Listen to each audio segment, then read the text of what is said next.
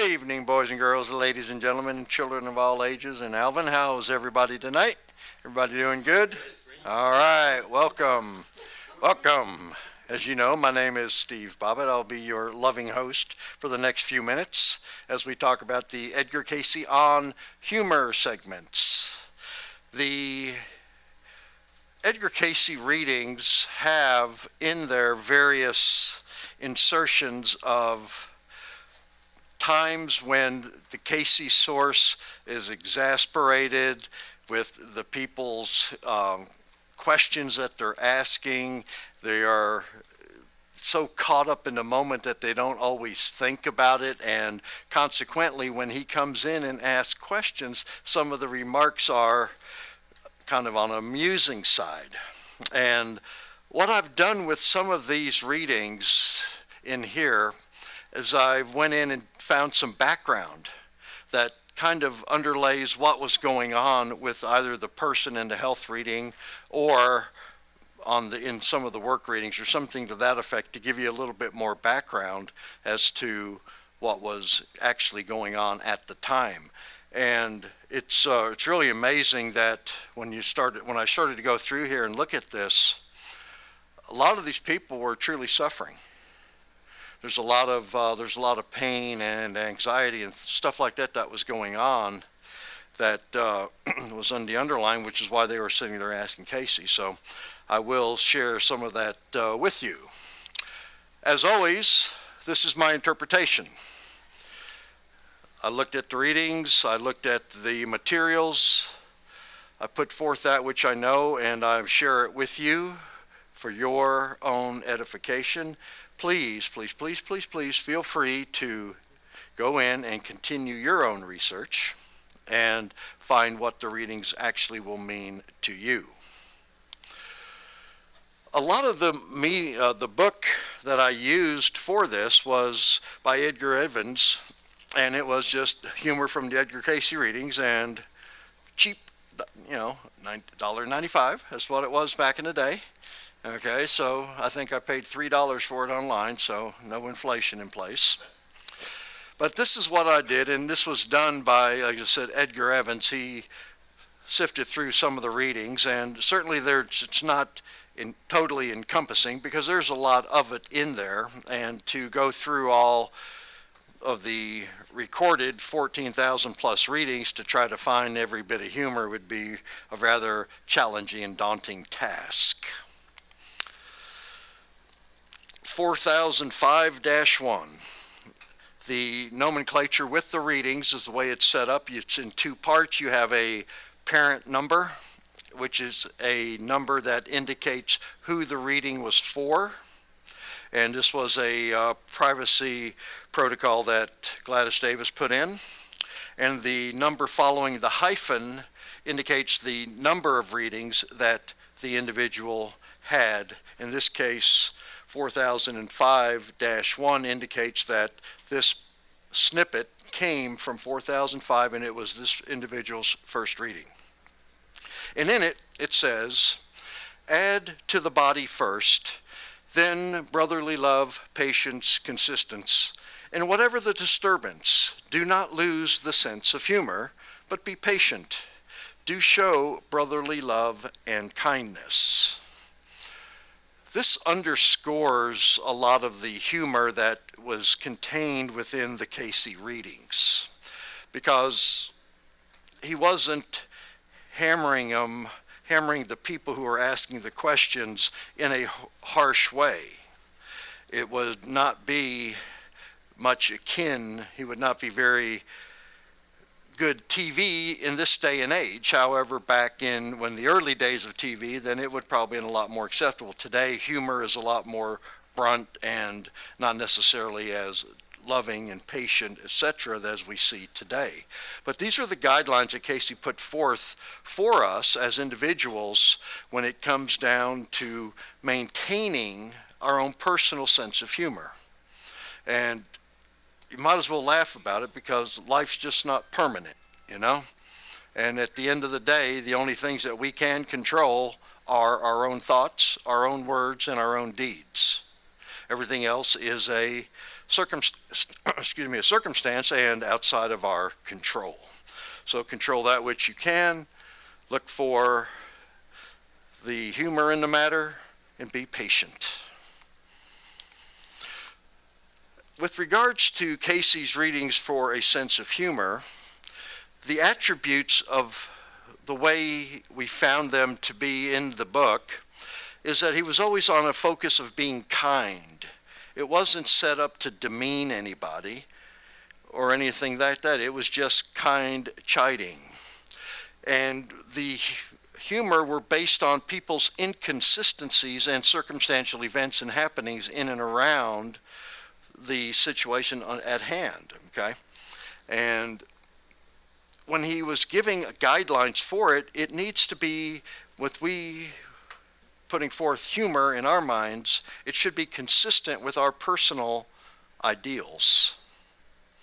And if the personal ideal is spiritual based, then we'll be laughing with other people and not at them. We won't be demeaning, derogatory, talking down at them, making fun of them. But it's going to be kind of a pal along type of concepts. And Cayce also tells us in more than one case that this humor does in fact become a saving grace. Because in humans we get caught up in life so much and we actually forget to look at the ridiculousness of the situation. Because it's all suddenly serious and life-threatening or something to that effect, when in fact it's just another step. And the way that Edgar Evans broke this book down was into 3 different types of sections based on witticisms, twits, and banter, which describes the way the readings unfolded with response to questions that were in fact asked. 798.1 tells us, keep an attitude of helpfulness, cheerfulness, hopefulness. Be optimistic. At least make 3 people each day laugh heartily by something the body says. It not only help the body, it'll help others. And what this is telling us, and as many of us with snow on the roof may have read once upon a time, laughter is the best medicine. Because that's exactly what Cayce is saying here. To laugh about it. And we see all that a lot of times in Reader's Digest. It'll come out and have a whole section of corny jokes, right? About what's going on. And that's what he's saying. Try to make somebody else laugh. Not only will it be good for you to make them laugh, but it'll be good for them. Kind of unwind, take a little tension off, relax. Don't take things so serious, you know? And it really gives oftentimes a different perspective sometimes. Because perhaps if somebody is just very serious and all stressed out and wound up about a certain circumstance, if somebody were to come along and inject in some humor about the matter, it may alter their perspective. It may actually change their viewpoint about, what they were uptight about. So this is what Cayce is a lot of times telling us to do. 2647.1. The entity should attempt seriously, prayerfully, spiritually, to see even that as might be called the ridiculous side of every question, the humor and same. Remember that a good laugh, and arousing even to what might in some be called hilariousness, is good for the body, physically, mentally, and gives the opportunity for greater mental and spiritual awakening. There are no coincidences. We are down here on this earth to try to break free of the bounds that we've put ourselves in. Consequently, we are being given every opportunity to do so. Humor is another one of those tools that we can apply in our toolbox for the benefit not only of ourselves, but for the benefit of others as well. Because in humor, we can actually potentially relieve another person's burdens in a lot of ways. and it may actually be a help meet to them, both by, increasing the inner workings of the human body through laughter, as well as helping with a mental perspective. Okay. 2237:1. One that should cultivate more the humorous side of life. See some wit, some humor. Not that which is at the expense of another, that is, never laugh at anyone, but laugh with others often. And this ties back into our circumstances of what people may be doing, and we may oversee that somebody is doing something, and it may actually turn out to be, they're trying to do something the hard way, and it might actually be comical in the events that they take. And we see a lot of these things oftentimes that, in this day and age of digital media, we get all kinds of, humorous types of snippets that get sent across via email and what others of showing people doing stuff. And some of it might actually, be talent in a way. Case in point is the other night I watched a snippet on America's Got Talent, and it was really interesting because the way the segment started is that the backstage host came out and rolled the suitcase out and set it on the stage, and it just sat there for a few moments, and then suddenly it starts to unzip itself from the inside, and out comes a grown man. He was in the suitcase and he comes out, and he had his demeanor about him with, the glasses and the way he held his mouth and things that reminded me a lot of how Jerry Lewis did it in his early, his shtick that he would always do. He had the, the goofy grin, and, he was just making a comical thing of himself. And this man then got into a routine, was doing some very, ingenious things where he would start to pull out of the suitcase a toilet seat, and then he would dance around with it, and then eventually pulled it all the way down through himself. And then he had all kinds of other tools he was doing this, and it went down into a strip tease. He started with a shirt that said 1, and then he was dancing around, he'd take it off and it said 2. And then he went in and then, continued to go down, and he got into his BVDs. On the back he had NBC, deals, and then on the other side of it he had, AGT for America's Got Talent and stuff like that. And it was just totally off the wall and goofy. It really was, but it was amusing and it was humorous, and he did a really, really good job of it, and fortunately he'll get to be back. I'm not sure what he's going to do, but we have our fly here on the wall that'll tell us. But it's just one of those things that were pretty interesting. Into the witticism section. In the book, Edgar Evans defined witticisms as things that can be regarded as jests, quips, smart answers, or repartee. That they are unexpected, sudden, or incongruous classifies them as humorous. First one up was from 264:42. Question posed to Cayce in his sleeping trance. In what way could I best assist him, and to whom should I go for assistance? Answer. Most of the time it's by keeping quiet. The best way to assist in this is to insist that he himself make the proper connections and associations in this field of activity. Keep him at work and keep quiet yourself. Gladys Davis put in a side note here. We chuckled at this because Mrs. 264 was a great talker. And what this was about at this time, she was asking Cayce how she could assist her husband in getting a government job. And he was basically telling him, leave him alone, let him do it himself, and just be quiet. So that was pretty interesting because Gladys's notes in here. Now, a second one, the same individual, What else should I do to heal my body that I may be a channel of blessings to others?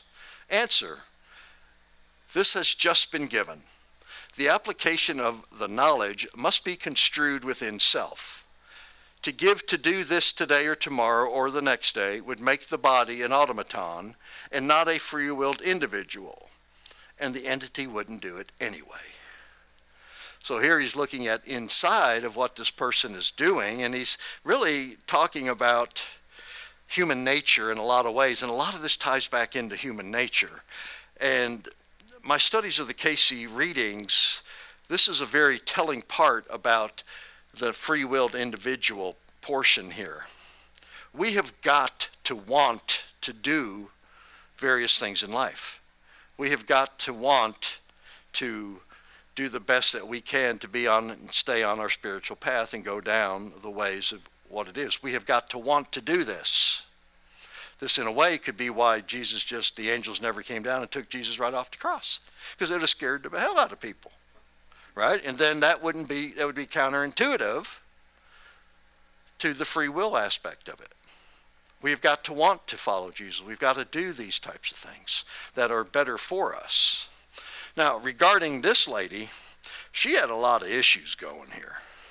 She had uterine tumors, anemia, a heart condition, colitis, and bad teeth. So all of this was going on top of this, plus she's wanting to help her husband. And again, Cayce said that we just told you what to do, but you probably ain't going to do it anyway. It's because I've found out in my own way that it's a lot easier not to do something than to do something that you're supposed to do. So, as a fat, lazy American, I'm right on top of that. 257, 137. Now, 257 is David Kahn. David Kahn was one of those individuals who was close-knit to the Cayce circle. And he met Cayce at the age of 15, and Cayce is probably about 20 years or so elder than him. At our meeting with Leslie and Corrine Cayce a month or so ago, she was telling about him and that David had tendencies to exaggerate a little bit. And she goes, well, Edgar did too in little ways as well. And you'll see how this comes in here. Question. The advice of the forces have been followed during the past week. Answer, not very well. Now, considering all the possibilities of this organization, what can Eisman and David Kahn do to make it an immediate success? Answer, go to work. Go to work. And he's just telling them, we already told you what to do, but you're not doing it real well. This is a thread that you're going to see throughout all of these readings, because we're trying, but we don't always get there.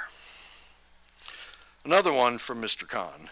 Since I have complied with the instruction that's given in the last reading, interrupting partially, again, we have our own perspective, right? Our perception is our reality. He's trying to tell the source that, oh, I did comply, and he's like, not really. So, again, he's getting short-circuited here a little bit. Third one from him. Well, we are asking for guidance and we'll follow it. Well, it's been given about 40 times that you should do it and you haven't done it yet. So he's throwing it right back at him here, and again, he's trying to say, well, we're doing everything right. And no, not quite. And again, this is a lot of things going on. As you can see, he had numerous readings. This is 168 readings, so I did not research all of David Kahn's readings to find out what was going on there that he wasn't really doing. 406-1, and this is something that John referred to back a couple of months ago in one of his presentations. The question was posed, could a life reading be obtained through these sources for Aunt 268's little dog, Mona? Answer, maybe. As to what it may be is different. It may not be understood unless you learn dog language. This does, in fact, pose an interesting question here for us. Because could it be that our pets and the animals that we have, are they part of our soul group, and do they come in and reincarnate with us and follow us around, albeit in different forms? quite possible. In this instance, little Mona here, Cayce found out through other readings that she used to be a lioness with the family back in the time of the Roman days. In this instance, she was a little red-headed terrier. Terriers have attitudes, as do lions. So she still had perhaps the same disposition, but she was with the family because now families can't have lions necessarily, right? Unless you're well connected. Wasn't well connected, so we'll come in as a dog and coming back in here. But it does open a very interesting perspective as to what we might really realize about the pets that we have had in our lives or do have in our lives, why they're there, and where have we seen them before, and to what degree. Again, no coincidences. 161.3. What can mother do in aid in restoring body to normal? Answer, pray like thunder. Now, initially when I looked at this, the way I took it was that, okay, so maybe this lady had a child and she was wanting to restore her body for whatever reason. But when I went in and looked at this reading was about an 11-year-old boy who was hospitalized with asthma and convulsions. And Cayce gave indications that the problems had to do with brain-building tissues within the body. And we never had any further reports to see how the child came about. And in essence, what was happening, the mother was asking, what can I do to help my child? Cayce said, pray like thunder. Pretty important lesson here, I think. 165.24. Man plants a field of corn, God giveth the increase, the soil produces, but don't forget to plow it and hoe it. Right? Kind of like the job's never done until the paperwork's finished. You got to do all of the work. You cannot rely on everything. This is a participation event here on life. We're learning to live life in conjunction with God. So how we can, in fact, become co-creators with Him.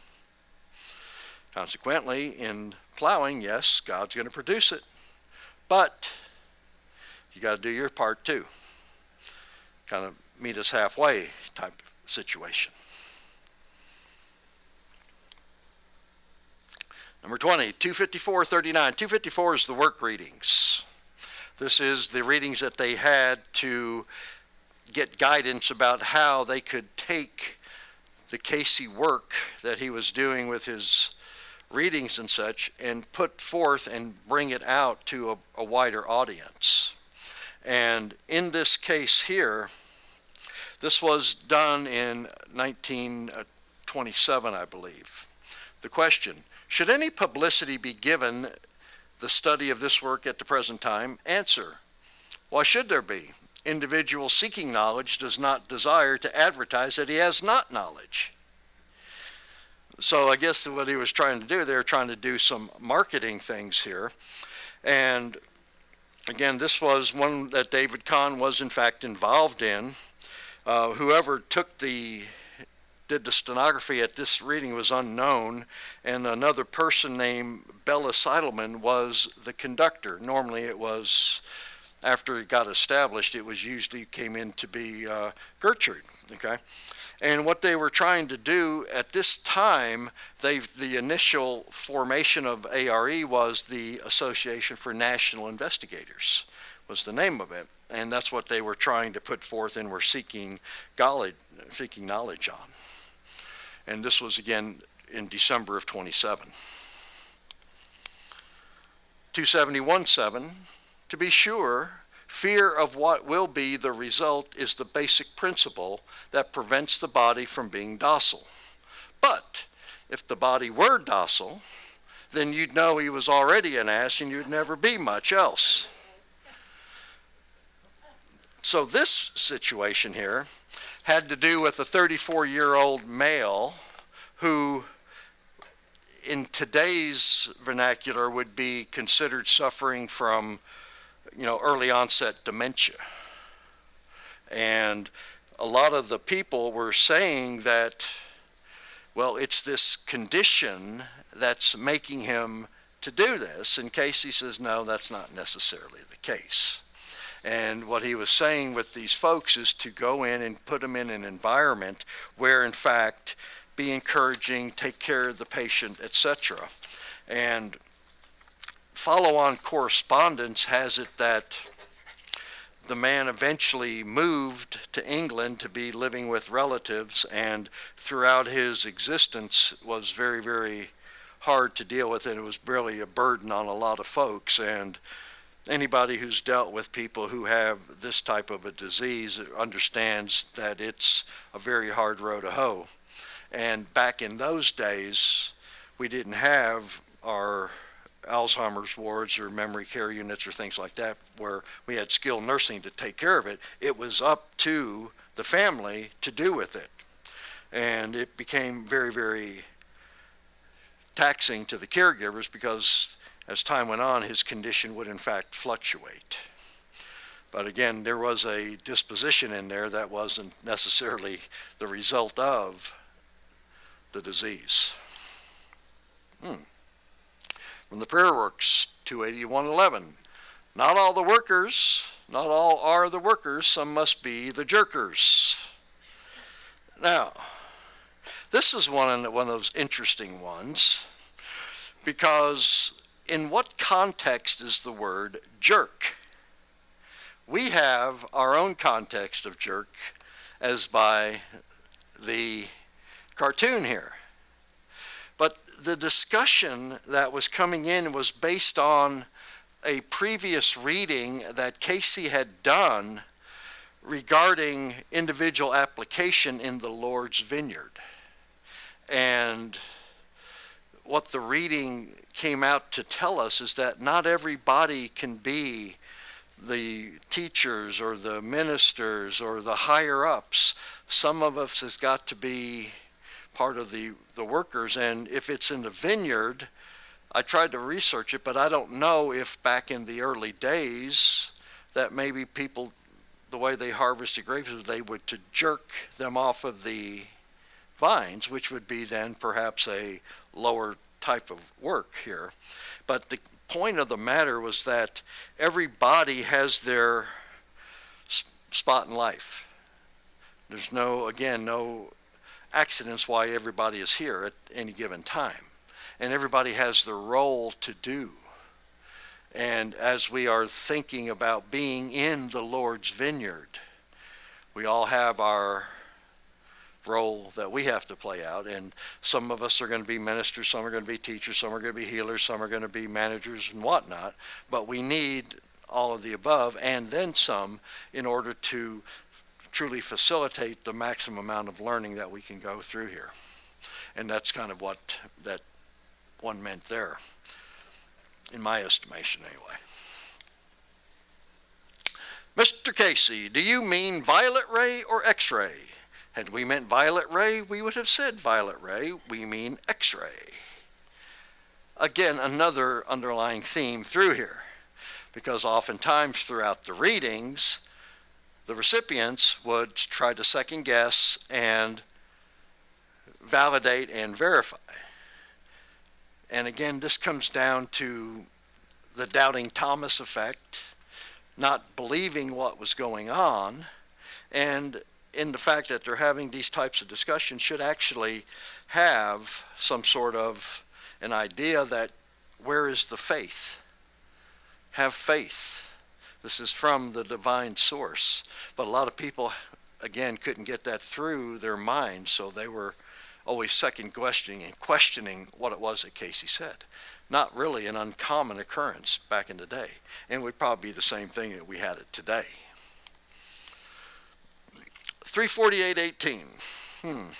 In the present, would it be better for the body to remain in bed or without moving about? Answer, it'll move when you give it the castor oil, and that'll be soon enough. Now, This was for a 49-year-old man with stomach ulcers and lumbago, which is kind of like a disc problem in the lower backs. And oftentimes, and again throughout the course of these readings, and this is the 18th that this gentleman had, he would try to assist Cayce in the diagnosis as we just saw. So again, a lot of people were coming in here and doing this. In a later reading, Cayce prescribed for this man a cough syrup. And the man wrote back and reminded Cayce that it was very hard to find grain alcohol in Tennessee in 1933. We had prohibition going on, and they were very adamant about the evils of alcohol in some religious sects that was predominant in that country back there, that part of the country. So that's always one of those interesting things. The country was dry. Now we'll segue into some twits. These twits indicate exasperation with the question asked. This impatience was frequently expressed in a gentle chiding to the questioner. Rub that on the outside, you can't rub it on the inside. And this was for recommending rubbing a saline solution on the individual to various parts of his body. Kind of a common sense answer, you know. You want me to rub that where? 4723. About how long should it take to remove this condition? How long before you're going to begin? It would take about 36 to 46 hours.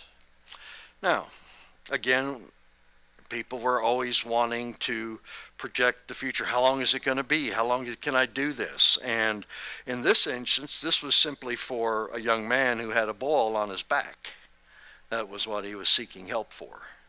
And again, that's usually what Cayce told him, it would take probably, about 2 days. 3036. Question, if so, when might she expect to go to work? Answer, by the 1st. 1st of what? The month. Present month or December? It couldn't be the 1st of the present month because it's past. Again, getting caught up in the moment and not thinking about what you're saying, right? Alligator overloaming the hummingbird here a little bit. And this individual was seeking guidance on financial and relationship matters. And particularly what the question here was addressing was whether or not a person very close to the Cayce inner circle should try to find work as an educator. And the answer was yes.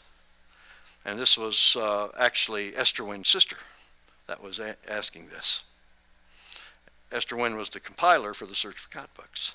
So Cayce said, yes, go to work.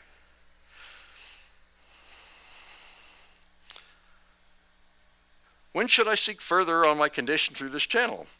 When it is desired, and principally when the body is ready to follow it. Human free will, again, coming into play. Okay? This man was suffering from blood pressure imbalances, a nervous condition, and a colon promise. Cayce's recommendation was massage and hydrotherapy to help him through this. And again, when are you going to do what I'm telling you to do? Human nature. Okay? We tends to be, as it's said in the Bible, thick-necked people. If this treatment is followed properly, what period of time will be necessary to bring this body to its normal state? 1 year, 1 month, 1 day, 1 hour, and 10 minutes. Again, patience, dear boy, patience. This man had a multitude of issues which actually rendered him unable to walk. And he asked Cayce if what he was saying to do will enable him to be able to become mobile and walk again. And Cayce said, it will. It will. But when are you going to do it? Are you going to do what you're supposed to do? And I can understand this is kind of anxiety, that perhaps the man has been unable to walk for many years. I don't know the circumstances, wasn't laid out. But now, when can I do it again? So I could see the excitement coming into that. But again, it's patience and doing what you're told to do. Does the body really need glasses? The body really needs glasses, else we wouldn't have said it's best to wear glasses. This lady had a lot of stuff going on, and this was a very lengthy health reading for this person, and Cayce prescribed throughout the course several different remedies, and having to do with the eyesight, one of the key fundamental exercises that Cayce recommended was what's called the head and neck exercises, because that will in fact help, can contribute to restoring the eyesight. And interesting, in this reading, he did not recommend she do the head and neck exercise. So there perhaps was something else going on. Now, regarding the head and neck exercise, I can honestly attest that when I was doing it several ago, when I was part-timing, because I think we're all part-timers in a lot of ways, doing it when it's convenient for us, I was doing it on a regular basis. And I'd go in and get my glasses, get my eyes checked, so get a new prescription. So again, avoiding doctors like I do at all costs, I went back several years later to the optometrist, and they did the readings, and the doctor told me that my eyes had actually improved. So, and that's all I was doing was the head and neck exercise. So I believe this, and I think this is a very important thing with respect to actually doing it on a regular basis, because if you want to see better without vision aids, perhaps this is a tool and a means by which you can in fact achieve that. So it's just something that I found to be quite interesting in the research here. How should the scalp be massaged? Just use common sense. Just use common sense. Now, this was about a woman inquiring about restoring her hair color to its natural color on a permanent basis. And this was the answer that Cayce got. He recommended scalp massage in addition to regulating the assimilating and eliminating forces about the body. Now, that is an interesting thing, and I don't know if it was Nurse Dora or Dr. J.P. Omonte that mentioned that of all of the health readings, about 60% of them had to do with assimilation and eliminations. It may actually have been in the circulating files. I don't remember the source. And that's interesting because Cayce's acronym of CARE, C-A-R-E, talks about what we need to do and maintain our human bodies, and that's circulation, assimilation, relaxation, and elimination. And in a lot of ways, people were not eating the right things, nor were they going through and passing these things through, because this is not a one-for-one concept here. What you stick in one end don't necessarily come out the other end, you see. But what Cayce was always telling us is that by eating properly, you're going to have, your assimilations will be sound, which will in turn contribute to sound eliminations, which will reduce a lot of the problems that we have as human beings. Okay, I think in this day and age, it's probably a lot more important because of what all the stuff's in the food. It's probably really scary if we were able to really know what we're eating. Antibiotics and meats and things like that. Who knows? Who knows? But I'd love to see Cayce's take on that today. He'd probably say, leave the Fritos alone.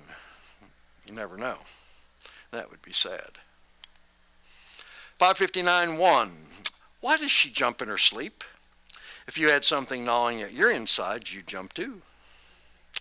Now, this is interesting because This was for an 18-month-old girl with worms. That was causing her to act that way. So that was a pretty sad event. 4061-2. Why does he rock back and forth continually? If you had this trouble, you'd do more than rock back and forth. Again, another 18-month-old boy this time. And he had infantile glaucoma. And what happened is that after he was born, after the third day, he caught a staph infection in the hospital. And what it ended up doing is that it really affected his right eye, where his right eye became distended and bulging a lot, okay? And quite honestly, the doctors did not expect him to live through the glaucoma and the staph infection. When he was 10 weeks old, he had his first eye surgery, okay? And prior to these readings, he had undergone 10 different eye surgeries. And the parents took the child to the Naval Hospital, gave the doctors the readings, and the doctors said that what Cayce said was perfectly sound, and that's what cured this child. Because modern science at that time could not do that. So it was really amazing that they attributed this kid's recovery, this child's recovery, to the readings. And this was modern science at that time. Bantor. The following banter or truisms from the Cayce readings generally direct the questioner's attention to the obvious answer.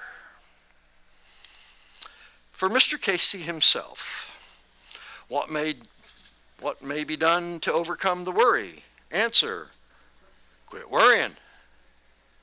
Quit worrying. The Cayces did not leave a life of leisure.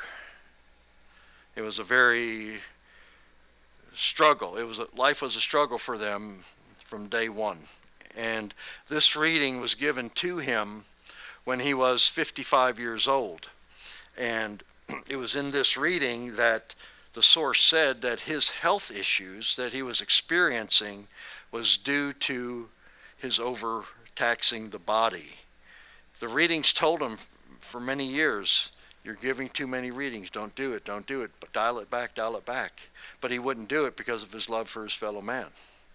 Consequently, he ended up taking a long vacation early on. But this was one of the things that was going on there. Again, our friend Mr. Kahn. Should the body join a gymnasium in New York? Joining it wouldn't do any good. To use the exercises from the same would be very well. In here, this was back in Virginia Beach, and Mr. Kahn was suffering from some health issues, and he discovered a exercise regimen that he found to be beneficial for himself, and that led to this question in here. This is why he asked if he should join the gym. 528:15. Just how should the bromoquinine be taken? Answer: swallow it. And this lady had several issues ongoing, and this was recommended to her to promote eliminations once again. Is there a special name for the condition of the head? Answer: headache. 171-1. Now this is somewhat interesting here. Okay. Again, we're going to have a reflection of human nature. Cayce prescribed for this woman a formula of 12 ounces of stuff, okay, that she was supposed to take. It was a headache powder. So Cayce followed up and wrote her a letter how she was doing, and he got the following answer back. I took 6 ounces of it and nothing happened, so I quit taking it.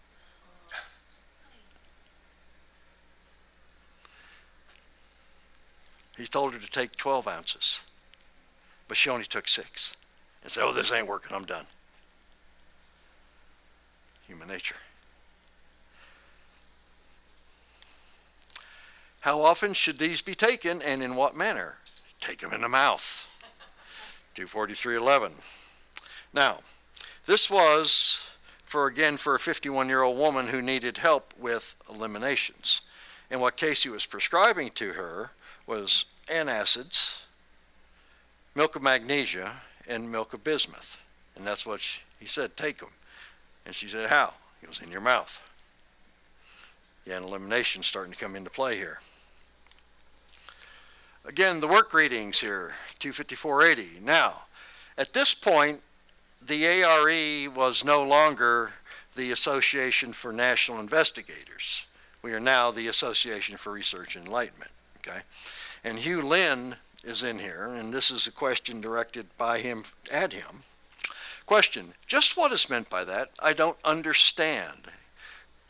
Answer: there has been a chosen channel or group of through whom the approach is made.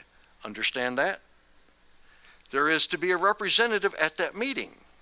Understand that? There is to be presented to those at that meeting that which is felt in the immediate by the individual so representing the association to be the most worthwhile being presented at that time. Understand that? That's it. And what I was doing here, what Hewlin was doing, he was going out and they were starting to expand. The ARE was breaking out and going out forward into, New York areas and things like that. And Cayce in the association was trying to set up basically guidelines so as to guide the work at these satellite locations. And Hewlin was apparently the one who was going to be going out and conducting the meetings. And he didn't, I guess the readings to him were somewhat nebulous, but Cayce broke it down for him step by step as to what to do. Do this. And so he was kind of frustrated with it, it seems like the source was. Again, for Mr. Cayce himself at age 47. Any specific exercises this body should take? Should take a great many. And more than he does, for he doesn't take any, you see, to amount to anything. And again, Cayce really wasn't into it. And at this point, he was suffering an upper respiratory condition. And asked him what exercises, he did ask again, what exercises should he do? And the answer came back, what do you want to do? Do that which you want. It's this free will tone that we've had before. We've got to find out what it is that we want to do, and then we got to be willing to go forth and actually do it. Any advice for those who would be in charge of the operation? They wouldn't take the advice if you gave it. This is interesting here because this is one of the rare readings in which Cayce recommended surgery. And this woman had a tumor at the onset of her intestine that needed to go away. And she was asking, what can I tell the doctors to do? And he said, they ain't going to listen to you anyway, but go in and do it. So again, Cayce, I don't think, you can probably count on one hand how many times he suggested people have surgery. He just did not believe in it because there's other ways to be able to deal with it, looking from within. What causes the bad disposition? If the body had a more agreeable husband, its disposition would be better. This was for a 25-year-old woman, 24-year-old, and she was in a bad circumstance. Again, was starting to have some onsets of health issues simply because of the stress that her marriage was bringing her, and the follow-on readings tell us that she did in fact divorce this man and married another. Which shoulder should be taped? The one that's hurt. Again, some of these common sense answers, and this was simply for somebody who had some muscular issues in the shoulder, and they said, well, just tape it. Which one? One that hurts. And, when you see these things, you have to realize that what all was going on in there, what were people asking Cayce to source to come back up with, and to what degree were they trying to be simply dependent upon the input and not use their own resources, their own thought processes to be able to actually go in and do it. A lot of these things are just, circumstantial, and probably was brought on by a lot of either pain or suffering, that it would circumvent the thinking processes. But it was pretty interesting. So this is a good one to wrap up on from 2987:1. Cultivate the ability to see the ridiculous and to retain the ability to laugh. For no, only in those that God hath favored is their ability to laugh, even when clouds of doubt arise, or when every form of disturbance arises. For remember, the Master smiled and laughed oft, even on the way to Gethsemane. I think that's a very important lesson for us, because he was laughing in the face of death, and recognized, as John often says, is that, okay, yeah, this isn't the most favorable outcome, but, I'm about to get the golden ring on the merry-go-round here. So I just got to go through with it. Yeah, it ain't going to be fun, but I know that as soon as this is done, I'm punching my ticket, and it will be, his will shall be done. He will accomplish this. But again, it's very important for us that if a human being, which is what Jesus was, is able to laugh in the face of death, and assuming that he was reasonably sane, what do we have facing us? And do we need to be serious about it? Probably so, but can we also look for the lighter side of things? And I think that's a very good lesson for all of us to take out of here. Alrighty? That is about 50 of those little things for you. Hopefully you enjoyed something and got something out of it.